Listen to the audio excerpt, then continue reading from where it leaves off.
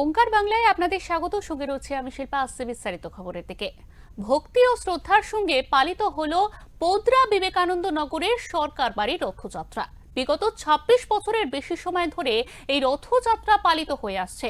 উদ্যোক্তা সরকার দম্পতি প্রবীর সরকার এবং সুপ্রিয়া সরকার পুরনো রথ পরিবর্তন করে নতুন ধাতুর নির্মিত রথের উৎসব শুরু করেন।